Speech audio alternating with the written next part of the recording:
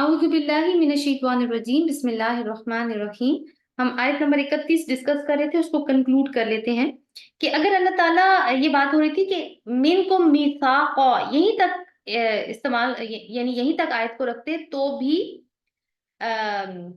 اس کے اندر جو ہے وہ بات کور ہو جانی تھی، لیکن اللہ تعالیٰ نے اس کے اوپر ایک صفہ کا اضافہ کیا ہے، غلیظا۔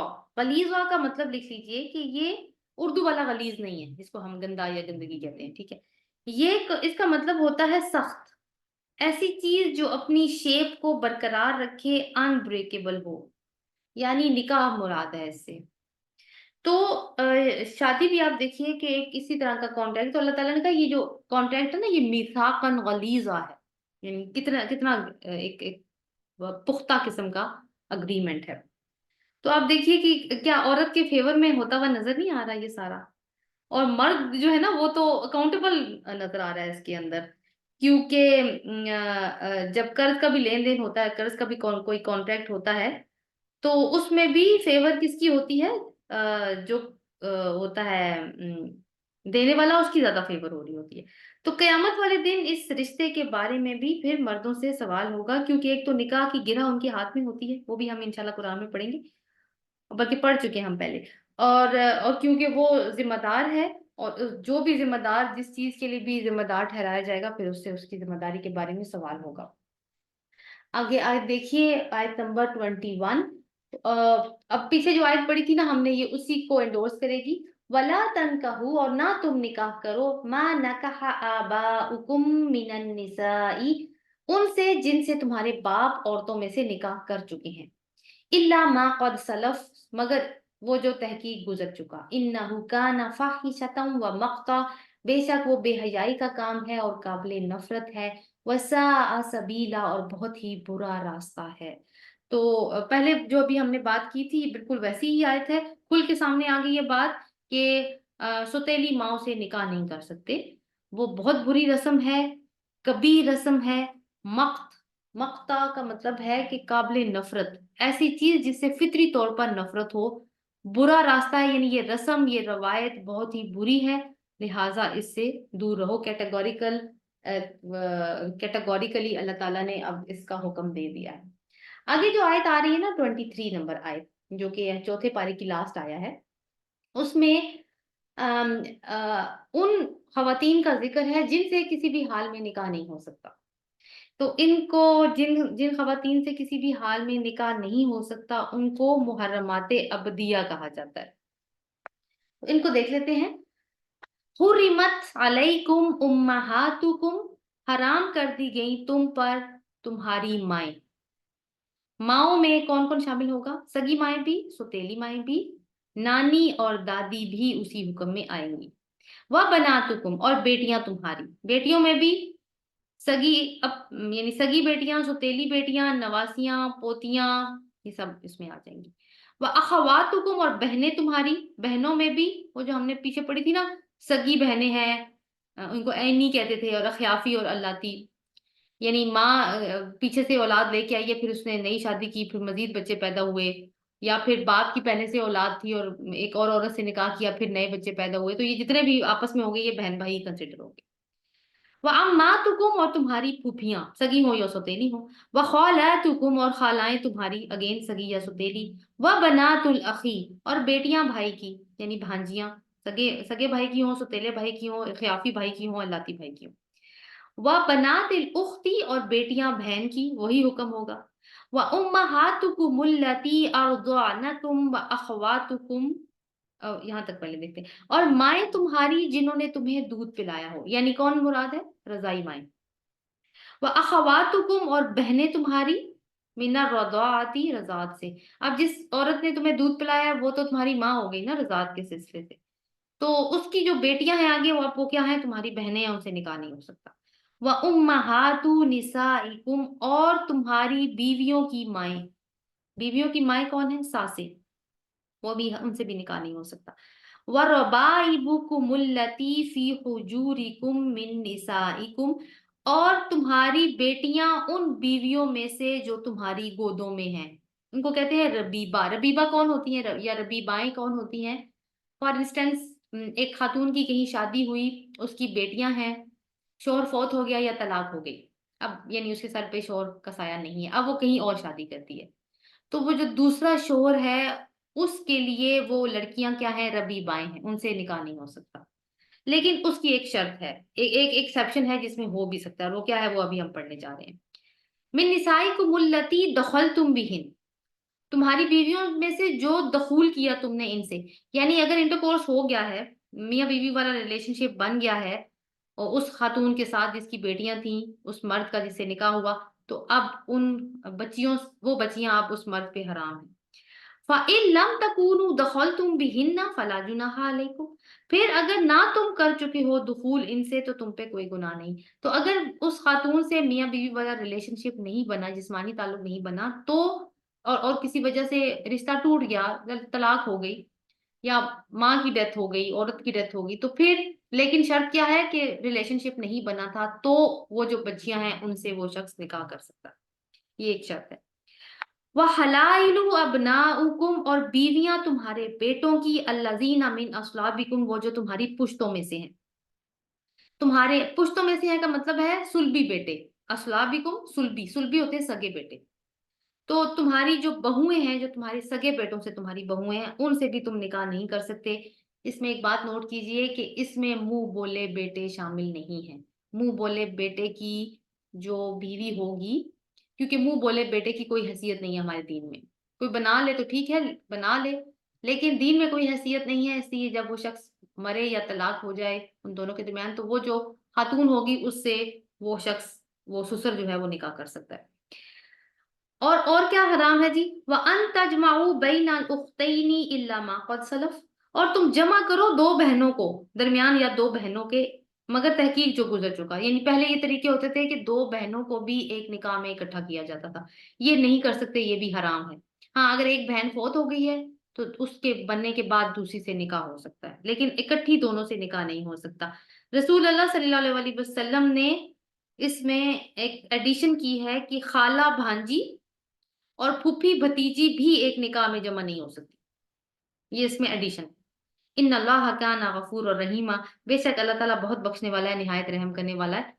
اچھا، اس میں ایک تو یہ ہے کہ ایک سوال یہ مائنڈ میں آتا ہے کہ اللہ تعالیٰ کو یہ کہنے کی ضرورت ہی کیوں پڑی کہ ان چیزوں، ان خواتین سے نکاح نہیں کر سکتے؟ دیکھیے ہر طرح کا بندہ اس دنیا میں موجود، یہ جو کہا ہے نا ماؤں سے تمہارا نہیں ہو سکتا تعلق، بیٹیوں سے نہیں ہو سکتا تعلق، اس دنیا میں یہ کام بھی ہوتا ہے، انسسٹ بھی کہتے ہیں اس کو۔ تو کچھ پرورٹڈ لوگ موجود ہوتے ہیں جن کے جو دماغی طور پر بیمار ہوتے ہیں، تو اب یہ ہے کہ ہدایات تو ہمیشہ مطلب شروع سے لے کے آخر تک کے لیے نا، قرآن کی ہدایات تو آخری زمانے تک یہی ہدایات چلنی ہے، تو اللہ تعالیٰ نے منع کر دیا ہے کہ یہ محرمات ابدیہ ہیں، ان سے کسی صورت نکاح نہیں ہو سکتا، تو یعنی حکم آ گیا ہے، اس کے بعد کوئی آگے تو اللہ تعالیٰ نے کسی کے اوپر زبردستی تو نہیں کی، سب کو آزادی دی ہے اس کے اوپر عمل کرنے کی، لیکن یہ ہے کہ یہ جو احکامات ہیں یہ بہت اہم ہیں، اور دیکھیں کہ ان میں عورتوں کو تحفظ بھی دیا جا رہا ہے اور رشتوں کی باؤنڈریز کو بھی متعین کیا جا رہا ہے۔ آگے دیکھیں اب آج اس آیت سے، آیت نمبر جو ہے 24، یہاں سے ہمارا 5واں پارہ سٹارٹ ہونے جا رہا ہے۔ اور مزید کون سی خواتین ایسی ہیں جن سے نکاح نہیں ہو سکتا؟ والمحصنات من النساء، اور وہ شادی شدہ عورتیں، اور جو شادی شدہ ہیں عورتوں میں سے، محصنات کو انڈر لائن کیجیے، اس کا مطلب دیکھ لیتے ہیں پہلے۔ محصنات حسن سے ہے، حسن قلعے کو کہتے ہیں، یعنی محفوظ عورتیں، اس میں دو طرح کی خواتین ہوتی ہیں، نمبر 1 شادی شدہ جو نکاح کے قلعے میں بند ہیں، اور دوسری ہے غیر شادی شدہ عورتیں جنہیں خاندان کا تحفظ حاصل ہے، کیونکہ قلعے کیوں بنائے جاتے تھے پرانے زمانے میں؟ تحفظ کے لیے بنائے جاتے تھے نا، تو ان کو نکاح کا تحفظ خاندان کا تحفظ حاصل ہے، تو وہ کنواری لڑکیاں جن کو خاندان کا تحفظ حاصل ہے محسنات ہیں، وہ خواتین شادی شدہ خواتین جو نکاح کے حصار میں ہیں محسنات۔ تو شادی شدہ جو خواتین ہیں یہاں پہ خاص طور پہ پہلے ان کی بات ہے، ان سے نکاح نہیں کر سکتے، یعنی ایک خاتون پہلے سے شادی شدہ نکاح میں ہے کسی کے، اس کے اوپر دوسرا نکاح نہیں ہو سکتا۔ الا ما ملکت ایمانکم، مگر جن کے مالک ہوئے دائیں ہاتھ تمہارے، یعنی لونڈیوں سے تعلق جو ہے وہ ما ملکت ایمانکم، ان کو ملک یمین کہا جاتا ہے، لونڈیاں، ان سے تعلق بنایا جا سکتا ہے۔ کتاب اللہ علیکم، لکھا ہوا ہے اللہ کا تم پر، یعنی یہ سارے جو احکامات ہیں یہ اللہ تعالیٰ نے تم پر لکھ دیے ہیں کہ کن خواتین سے شادی نہیں ہو سکتی۔ وہاں اب سوال یہ پیدا ہوتا ہے پھر حلال کون ہے، تو بہت بڑا میدان ہے وہ تو۔ وَأُحِلَّ لَكُم مَا وَرَاءَ ذَلِكُمْ، اور حلال کیا گیا تمہارے لیے جو کچھ اس کے علاوہ ہے، ان تبتغوا بِأَمْوَالِكُمْ، کہ تم ان کو حاصل کرو یا انہیں تلاش کرو اپنے مالوں کے ساتھ، یعنی نکاح نکاح ہوگا مہر ادا کر کے، محسنین غیر مسافہین، اور نیت کیا ہوگی، نکاح میں لانے والے ہو نہ کہ بدکاری کرنے والے، یعنی صرف شہوت رانی کرنا مقصود نہیں ہے، فیملی بنانا مقصود ہے، اور تمہیں نکاح سے پہلے یہ نیت رکھنی ہے، نکاح کرنے سے پہلے یہ نیت رکھنی ہے۔ اچھا آگے ہے کہ فمستمتعتم بھی، تو جو فائدہ اٹھایا تم نے ان سے، من ہننا بھی ساتھ اس نکاح کے، من ہننا ان سے، فاتوہن اجورہن فریضہ، تو ان کو دو ان کے مقرر کیے ہوئے مہر۔ تو اب جو فائدہ اٹھایا تم نے، یعنی یہ جو تعلق تم نے کیا بنایا آپس میں، اس کی وجہ اس فائدے کے لیے تم نے مہر ادا کرنا ہے، خاتون کو اپنی بیوی کو مہر ادا کرنا ہے جو کہ مقرر کیا ہوا ہے۔ اور پھر آپ دیکھیں کہ یہ بھی ایک ذمہ داری ہے شوہر کے اوپر، اس کے علاوہ خاتون جو بیوی ہے اس کا نان نفقہ، تو یہ شوہر اگر فائدہ اٹھاتا ہے اپنی بیوی سے تو اس کے لیے پھر اس کے اوپر ذمہ داریاں بھی بہت ہیں۔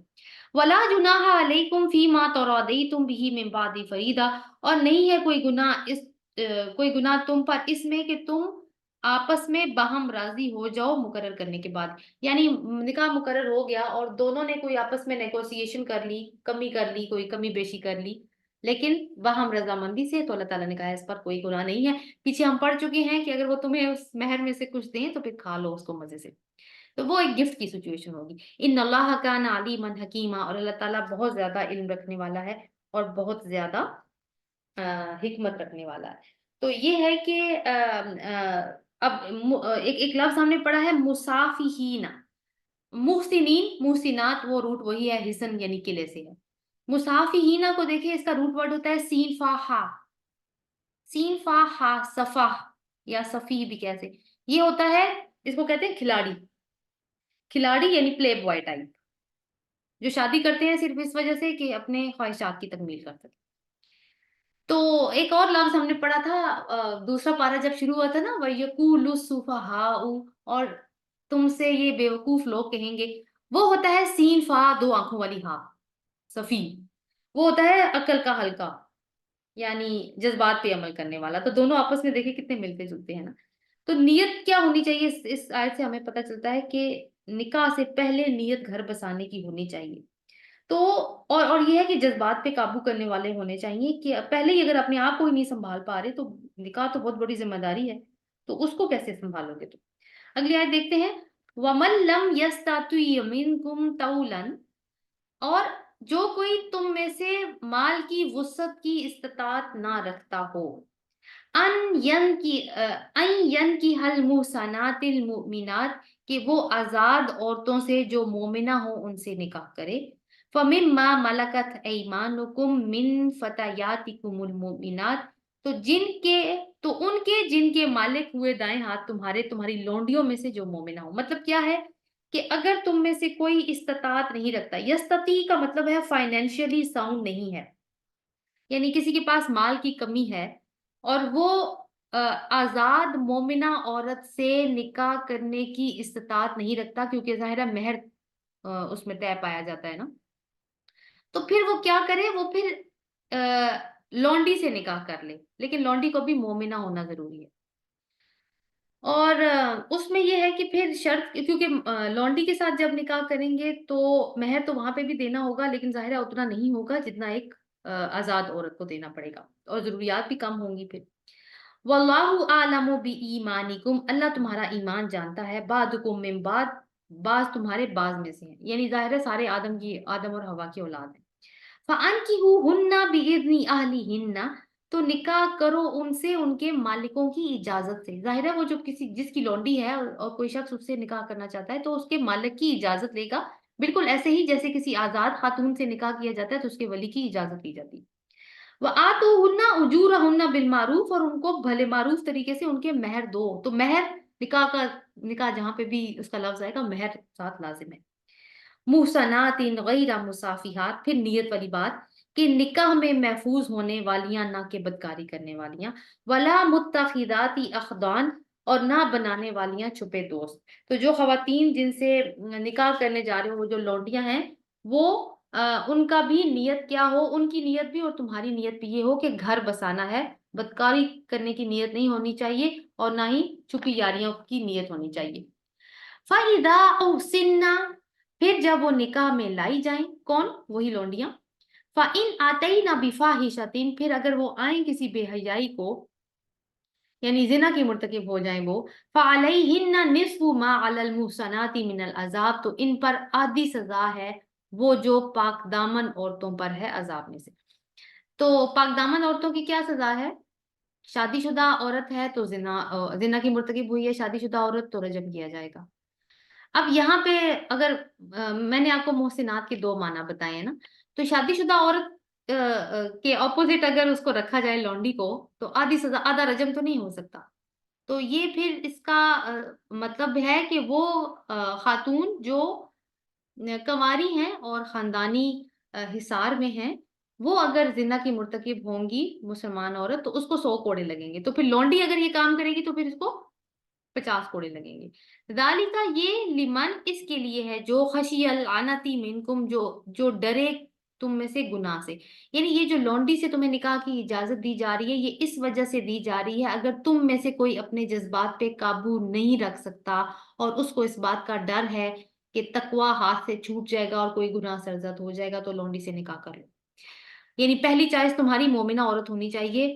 نہیں ہے تمہارے پاس مال تو تم لونڈی سے نکاح کرو، لیکن اس وقت جب تمہیں لگے کہ میں ضبط نہیں کر سکتا اپنے اوپر. وَأَن تَصْبِرُوا خَيْرٌ لَكُمْ، اور یہ کہ تم صبر کرو تو وہ تمہارے لیے بہتر ہے. صبر بہتر کیا ہے تمہارے لیے؟ صبر کرنا. وَاللَّهُ غَفُورٌ رَحِيمٌ، اور اللہ تعالیٰ بہت بخشنے والا ہے اور بہت زیادہ رحم کرنے والا ہے.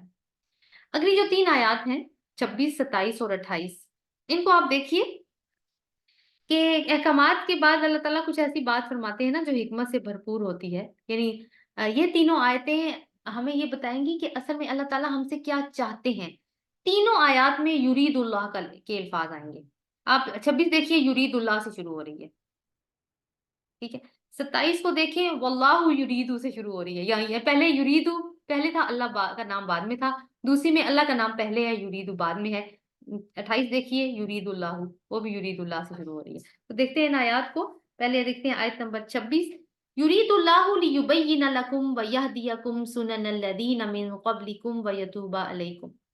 اچھا، اس سے پہلے کہ ہم ان آیات کو کریں، میں نے آپ سے یہ کہا تھا کہ ہم لونڈی کے اوپر نا کہ یہ جو ملک یمین ہوتی ہے ان پہ کافی سوالات آتے ہیں کہ ان سے جسمانی تعلق کیوں بنا سکتے ہیں. تو اس کے اوپر نا ایک چھوٹا سا رائٹ اپ ہے میرے پاس، میں وہ آپ کے سامنے رکھنے والی ہوں. اچھا، یہ ملک یمین یا جو دائیں ہاتھ تمہارے مالک ہوئے، یہ کون سی عورتیں ہیں جو جنگ میں پکڑی ہوئی آتی ہیں؟ اب جو مسلمان ایک مسلمان قوم ہے، ایک کافر قوم ہے، اگر ان دونوں میں جنگ ہوئی ہے اور مسلمان جیت گئے ہیں تو وہ جنگی قیدی بنائیں گے، جنگی قیدیوں کو وہ اپنے ساتھ لے آئیں گے. اب جب وہ عورتیں مسلمانوں کی ریاست میں آئیں گی تو نکاح ٹوٹ جاتا ہے اس سے. تو اب یہ ہے کہ ایسی عورتوں سے پھر جسمانی تعلق بنایا جا سکتا ہے، ہمارے دین نے اس کی اجازت دی ہے. لیکن اس کی کچھ مسائل ہیں جن کو سمجھنا ضروری ہے، اور وہ کیا ہے؟ جو عورتیں جنگ میں گرفتار ہوں، ان کو پکڑتے ہی ہر سپاہی ان کے ساتھ، یعنی وہ جسمانی تعلق نہیں بنانا شروع کر دے گا کہ فوراً ہی شروع کر دیا یہ کام، نہیں. بلکہ قانون یہ ہے، اسلام کا قانون کیا ہے کہ ایسی عورتیں حکومت کے حوالے کی جائیں گی. حکومت کو اختیار ہے، چاہے وہ ان کو رہا کر دے ویسے ہی، یا پھر ان سے فدیہ لے کے ان کو رہا کر دے، یا چاہے تو ان کو اپنے قیدیوں کے بدلے میں ایکسچینج کر لے ان سے. یعنی اپنے قیدی جو دشمن کے ہاتھ میں ہیں ابھی، ان کے بدلے میں ان کو ایکسچینج کر لے، اور چاہے تو انہیں سپاہیوں میں تقسیم کر لے. ایک سپاہی صرف اسی عورت سے تعلق رکھنے کا مجاز ہوگا جو حکومت کی طرف سے باقاعدہ اس کی ملک میں دی گئی ہو. اور جو عورت اس طرح کسی کی ملک میں دی جائے، اس کے ساتھ اس وقت تک جسمانی تعلق نہیں بنایا جا سکتا جب تک کہ اس کو ایک مرتبہ ماہواری نہ آ جائے اور یہ اطمینان نہ ہو جائے کہ وہ حاملہ نہیں ہے. اور اگر وہ حاملہ ہے تو اس سے تو وضع حمل تک انتظار کرنا ہوگا، اس سے پہلے اگر جسمانی تعلق بنایا تو وہ حرام ہوگا۔ پھر یہ ہے کہ جو عورت جس شخص کو دی گئی ہے، یعنی جس سپاہی کو دی گئی ہے، صرف وہی اس کا مالک ہو سکتا ہے، یہ نہیں کر سکتا کہ وہ اس کو استعمال کرے اور دوسرے آگے پھینک دے کسی اور کے آگے، نہیں، یہ نہیں ہوگا۔ یہ عورت اسی کی ملکیت میں رہے گی، اس عورت سے جو اس کی اولاد ہوگی وہ اس شخص کی جائز اولاد سمجھی جائے گی، اس اولاد کے بھی قانونی طور پر وہی حقوق ہوں گے جو اس کی سگی اولاد کے ہیں، یعنی جو نکاح یافتہ وائف سے ہیں نا وہی والے ہوں گے۔ اور پھر یہ ہے کہ جب وہ عورت، اس کے بچے ہو گئے ہیں، وہ صاحب اولاد ہو گئی ہے، تو اب اس کو آگے فروخت نہیں کیا جا سکتا، لیکن اگر مالک مر جاتا ہے اس کا، جو جس کی ملکیت میں وہ تھی، تو پھر وہ آزاد ہو جائے گی خود سے۔ جو عورت اس طرح کسی کے شخص کے ملک میں، کسی شخص کی ملکیت میں آئی ہے، تو اگر اس کا مالک کسی دوسرے شخص سے اس کا نکاح کرنا چاہتا ہے تو ایسا کر سکتا ہے، لیکن ایسی صورت میں پھر اس سے وہ جسمانی تعلق نہیں رکھے گا۔ ہاں، اگر خادمہ کی حیثیت سے وہ گھر میں رہ رہی تھی، دوسری خدمات انجام دے رہی تھی، وہ تو خدمات لی جا سکتی ہیں، لیکن دوسرا تعلق نہیں ہوگا۔ اچھا جی، بیویوں کی تعداد پہ تو ہماری شریعت نے 4 تک کی قید لگائی ہے، لونڈیوں کی تعداد کی قید نہیں ہے، کیونکہ جنگ کے جو معاملات ہوتے ہیں ان کا کوئی تعین نہیں ہوتا، اس عدم تعین کی وجہ سے ان کی تعداد میں تعین نہیں کیا گیا۔ اچھا، حکومت کی طرف سے جو حقوق ملکیت ہے نا، یہ ان کا عطا کیا جانا ویسا ہی ایک قانونی فعل ہے جیسا کہ نکاح ایک قانونی فعل ہے۔ جس طرح وہاں پہ بھی ولی کی اجازت لے کے نکاح میں داخل کیا جاتا ہے خواتین کو، اسی طرح حکومت کی اجازت سے اس کو داخل کیا جائے گا۔ پھر گورنمنٹ اس خاتون کو واپس نہیں لے سکتی، بالکل ایسے ہی جیسے ولی اپنی بیٹی کو نکاح کرنے کے، کسی دوسرے شخص سے نکاح میں دینے کے بعد واپس نہیں لے سکتا۔ اگر کوئی ایسا واقعہ ہو جائے کہ کوئی فوجی کمانڈر وقتی طور پر اپنے سپاہیوں کو وہ عورتیں تقسیم کر لے کہ تم ان کے ساتھ جسمانی تعلق قائم کر لو، تو اور پھر واپس لے لے، تو ایسا وہ نہیں کر سکتا، اسلامی قانون کی روح سے یہ حرام ہے، اس میں اور زنا میں کوئی فرق نہیں ہوگا، اور زنا اسلامی قانون میں ایک بہت بڑا جرم ہے، گناہ کبیرہ میں شامل ہے۔ تو یہ کچھ تھوڑی سی معلومات تھی میرے پاس مل کے یمین کو لے کر، باقی میدان کھلا ہے، آپ اپنی سرچ بھی اس کے اوپر کر سکتے ہیں۔ اب آتے ہیں ان آیات کی طرف جن کا تذکرہ میں نے پہلے کیا تھا۔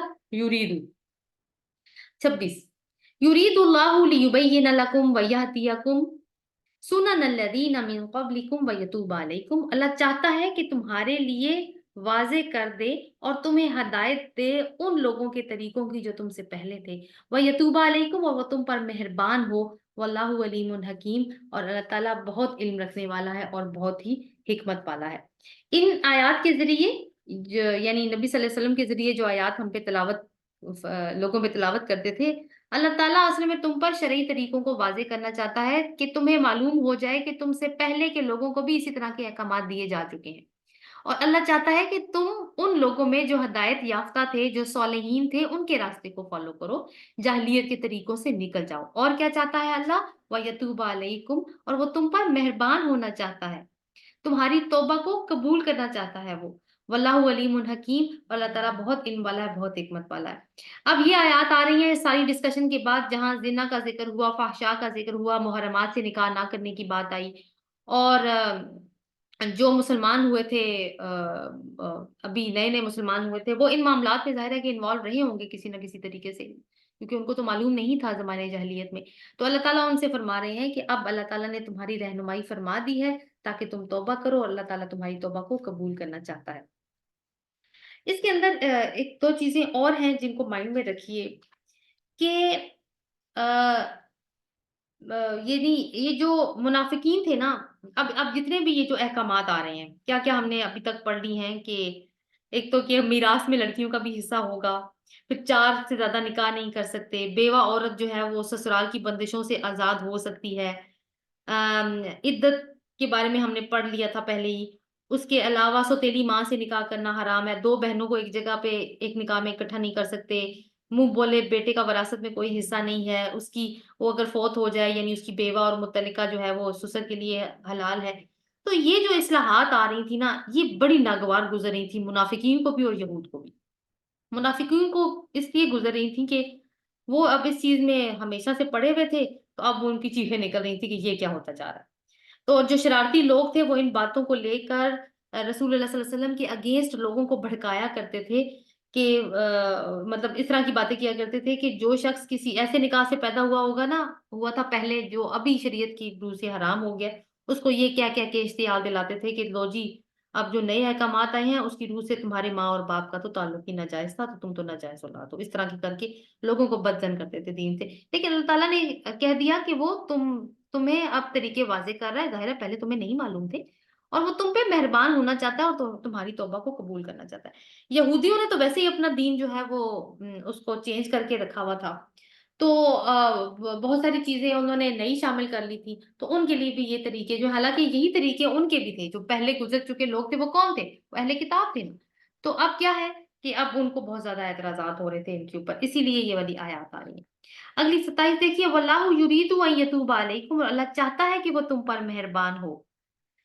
कौन हम पे मेहरबान होना चाहता है? हमारा रब। व युरीदु लदीना, और चाहते हैं वो जो यत्तबियून शहवाती, जो पैरवी करते हैं शहवात की, अन तमीलु मैलन अजीमा, कि तुम झुक जाओ, झुक जाना बहुत बड़ा। तो यहाँ पे एक बात दोबारा से आ रही है, और आप देखें कि अब अल्लाह ताला का नाम पहले है, तो किसी शक में ना रहो, अल्लाह तुम्हारी तौबा कबूल करना चाहता है।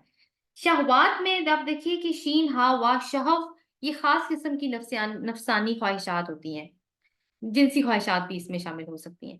हवा जो होती है ना, वो एक एक लफ्ज होता है हवा, हवा, दोनों के ऊपर अब अलिफ भी लगा लें, कोई भी नफसानी ख्वाहिश हो सकती है वो। तो ऐसे लोग जो सिर्फ शहवात की, अपनी नफसानी ख्वाहिशात की पैरवी करते हैं, वो क्या चाहते हैं एक तरफ, हमारा रब क्या चाहता है दूसरी तरफ, यानी ये दोनों चीजें एक दूसरे के आमने सामने आ रही हैं। तो तुम्हारा रब तो चाहता है कि तुम पे मेहरबान हो, लेकिन ये किरदार क्या चाहते हैं कि अन तमीलू, कि तुम झुक जाओ मैलन अजीमा, झुकना बहुत बड़ा, यानी सच्चाई से दूर भागो और एक की अपनी ख्वाहिशात की तरफ झुक जाओ। यहाँ पे अल्लाह ताला काफिर और मुसलमान का फर्क नहीं बता रहे, ये बात खास नोट करने की है, बल्कि ये उस सोच की अक्कासी है जो मुसलमानों के अंदर पाई जाती है, जिनके दिलों में शहवात हैं और वो उन्हीं की पैरवी करते हैं। जब वो शहवात की पैरवी कर रहे हैं, तो वो अल्लाह की पैरवी नहीं कर रहे, वो रसूल की पैरवी नहीं कर रहे। कुरान पाक में इरशाद होता है कि तर्जुमा ही सुना रही हूँ कि रसूल सल्लल्लाहु अलैहि वसल्लम से खिताब करके अल्लाह ताला ने फरमाया, क्या तुमने ऐसे शख्स को देखा है जिसने अपनी ख्वाहिशात को या ख्वाहिश नफ्स को अपना खुदा बना रखा है?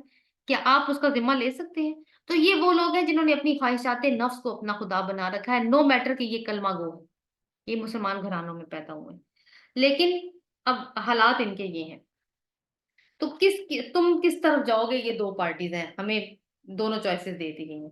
आयत नंबर देखिए 28, युरीदुल्लाहु, अल्लाह चाहता है, अन युखफ्फिफा अन्कुम, कि वो हल्का कर दे तुमसे, वखुलिकल इंसान दईफा, और इंसान तो कमजोर पैदा किया जा रहा है। तो यहाँ पे शरीयत का मकसद बताया जा रहा है कि शरीयत का मकसद क्या है, कि तुम्हारी जिंदगियों को आसान बना दे शरीयत। तखफीफ करने का मतलब होता है हल्का कर देना, लाइट कर देना, बर्डन को हटा देना, दुनिया की जिंदगी में भी और आखिरत की जिंदगी में भी। दुनिया की जिंदगी में हर वक्त हम रसूमों रिवाज की जंजीरों में जकड़े रहते हैं, अभी आप खुद अपने हालात हम देख सकते हैं, शादियां देख लें, मरने देख लें, पार्टियां देख लें, पैसा पानी की तरह बहाते हैं कुछ लोग, और जो नहीं बहा सकते वो फिर उनको फॉलो करने के लिए, उस मयार पे पूरा उतरने के लिए कि हमारी भी मुआशरे में नाक बनी रहे, अपना सारा कुछ उनको दांव पे लगाना पड़ता है। और एक तरफ हमारे दीन का तरीका है शादी करने का। एक दफा ना हजरत अब्दुर्रहमान बिन औफ, जो अशरे मुबशरा में शामिल है, रसूलुल्लाह सल्लल्लाहु अलैहि वसल्लम ने उनको देखा तो उनके कपड़ों पे रंग लगा हुआ था, तो कहते हैं अब्दुर्रहमान ये रंग कैसा है? तो कहते हैं या रसूलुल्लाह कल मैंने निकाह कर लिया है। अब रसूलुल्लाह सल्लल्लाहु अलैहि वसल्लम ने बिल्कुल नहीं कहा तुमने, अच्छा मुझे नहीं बुलाया, बिल्कुल भी ये नहीं कहा।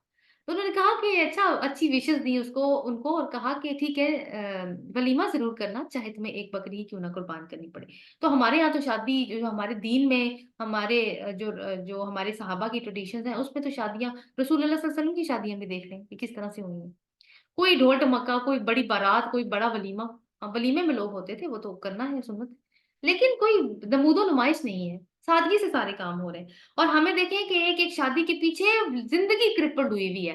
अब कपड़े बनाने हैं, दो कजन की शादी आ गई है जी, 2 हफ्तों में, एक हफ्ते में एक कजन की है, एक हफ्ते में दूसरे कजन की है, एक ड्रेस भी नहीं पहन सकते क्योंकि वो तो लोगों ने देख लिया। तो जिंदगी किसने मुश्किल की है? दीन ने मुश्किल की है, दीन ने तो हमारे ऊपर से पाबंदियां हटाई हैं। अब हम ही ना पसंद करें तो ये और बात है।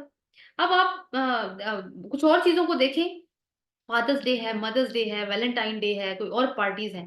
क्या हमारा दीन बन क्या चुका है? हमने क्या बना लिया अपने दीन को? हमारा दीन सिर्फ़ इतना है, हाय लोग क्या कहेंगे? और ये नहीं सोचते कि वो क्या कहेगा, जिसने इतनी बड़ा मैनुअल हमारे सामने रख दिया है कि ये हिदायत का मैनुअल है, इसको पढ़ के ज़िंदगी गुज़ारो। उसके बारे में हम सोचते ही नहीं। और फिर आखिरत की कामयाबी का इन्हिसार किस बात पर है कि दुनिया की ज़िंदगी कैसे गुज़ारी। दुनिया में जितनी ज़्यादा दुनिया परस्ती होगी, आखिरत जो है उसमें उतना ही ज़्यादा बोझ होगा। और जितनी दुनिया हल्की और सादी गुजारी होगी, आखिरत के अंदर उतने ही ज़्यादा फिर फ़ायदे होंगे। तो अल्लाह ताला हमें उनमें शामिल करे, उन बहादुर लोगों में शामिल करे, जो इन रसूमात के अगेंस्ट खड़े हो जाएँ और अपने दीन के ऊपर कायम रहें, इसलिए कि इसी में हमारा दुनिया का भी फ़ायदा है और आखिरत का भी। सुब्हानकल्लाहु व बिहम्दिका नशहदु ला इलाहा इल्ला अंता नस्तगफिरुका व नतूबु इलैक। अस्सलामु अलैकुम व रहमतुल्लाहि व बरकातहू।